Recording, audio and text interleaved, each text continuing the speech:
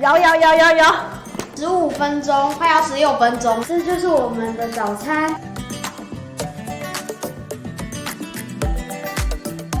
大家好，我是芬姐，我是小帮手。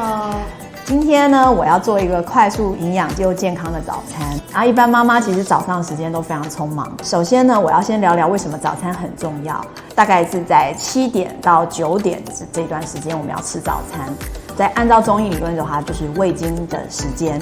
那么这时候呢，最好消化，而且吃的东西呢，以米饭跟谷物类为主。那这是最好消化跟吸收，而且呢，种子类能量是最高的。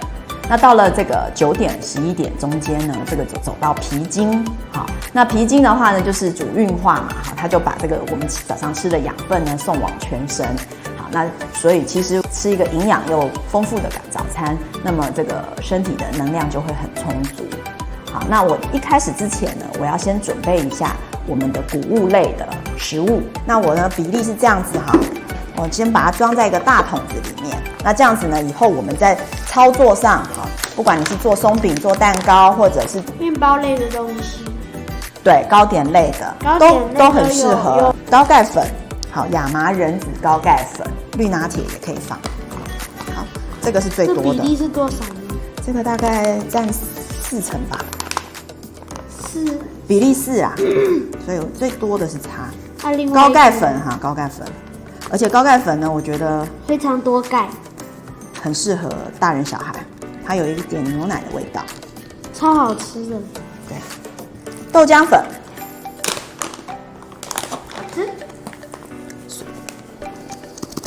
没有洗手的人不要学我。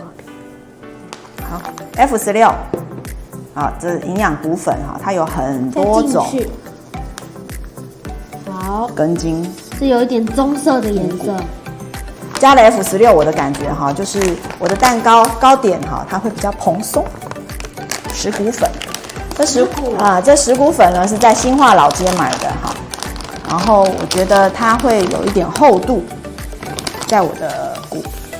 我同学的爸爸还是妈妈好像也是新化老街的。好 ，OK。好，4个颜色，高钙粉最多的。现在呢，要请小帮手做一件事，对，混合均匀。下面摇不到，摇不到就倒过来啊。好，倒过来。记得要关紧哦，不然就会变成观众的悲剧哦。然后你现在摇的时候，你就会觉得自己很像疯子，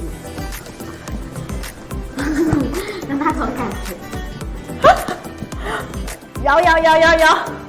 这4个粉啊，它这个比例是可以大家自己来调整的。这个粉呢，就是没有面粉。好，那所以我们早上呢也尽量吃没有面粉的食物，因为吸收消化是最好的。好，那我现在就要开始做这个快速早餐。那早餐内容呢有松饼，有核桃坚果酱，以及这个绿拿铁。这是一个对我来说也是一个挑战哈。这是在芬姐的日常里面第一次的挑战。那松饼的粉呢，就是我们刚刚准备的这种谷粉。OK， 好，那我们就开始咯。计时开始。首先松饼的材料好就是谷粉，那我必须要先称重75克。75克。我计时是不是需要动作更快？对。好，然后打蛋，1颗蛋。我要做什么？水呢，只要80 CC， 有点湿湿的。加一点油，橄榄油，搅散完之后，放一点葡萄干，有酱有惊喜包的感觉。你放葡萄干的时候，我就来讲。松饼机已经先预热好了，应该要很有技术才行。这个的话要把它清干净才能盖好。好，计时9分钟。好，很快。那我们现在要来计时这个9分钟了。120克核桃，50克腰果，然后这是冰糖粉，1大匙的冰糖粉，这是什么匙嘞？1茶匙的冰糖粉。这是几沫的？再来，好，这是15沫的汤匙，好，比较大的。油应该可以。油也是15沫的一茶匙这样。1茶匙的油。对。好喽。好，拿去那边打。核桃和腰果有好的油脂和 Omega 3，能促进新陈代谢和脂肪燃烧，也能够促进大脑的健康，帮助记忆力。今天用搅拌棒协助搅打，那不喜欢颗粒感的可以打得更细一些。做成抹酱可以涂抹在面包、松饼、吐司上面。橄榄油多一点，也可以放在冰箱保存1个月左右。可以吗？这样腰果酱打出来可以放个7天，应该是没问题。刚刚捞坚果的时候，哈，那我们不用捞得太干净，好，那等一下还要打这个绿拿铁 ，OK？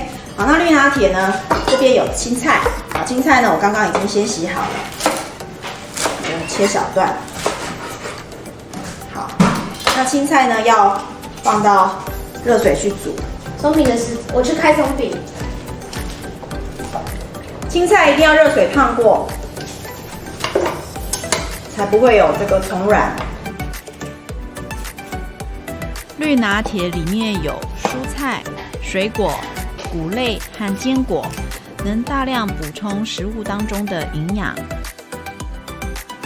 这个芭乐籽是可以留着的哈，只要等一下呢，我们在打的时候打久一点。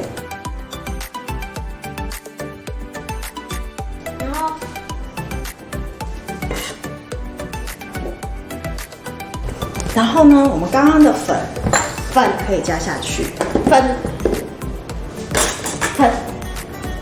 加下去，大概2到3匙。那坚果呢，大概就放个1小把。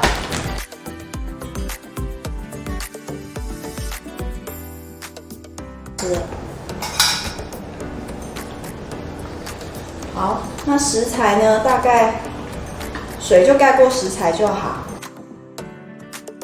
每个人其实都需要喝绿拿铁，尤其是外食族、忙碌的上班族、挑食的孩子、肠胃不佳的老人、没有时间补充蔬果的人等等。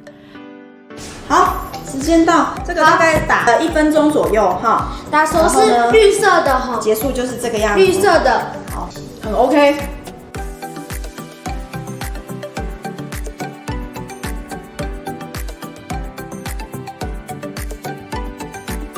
结束了，我们做好了，全部对，全部，就现在就是收拾，只剩收拾咯。我们现在已经完成了15分钟，快要16分钟了。我刚试试之后，我觉得放一点醋可能会很对味，那我就放一些醋。不喜欢也可以不用放。加醋很顺口，小孩很喜欢。简单打一下就好。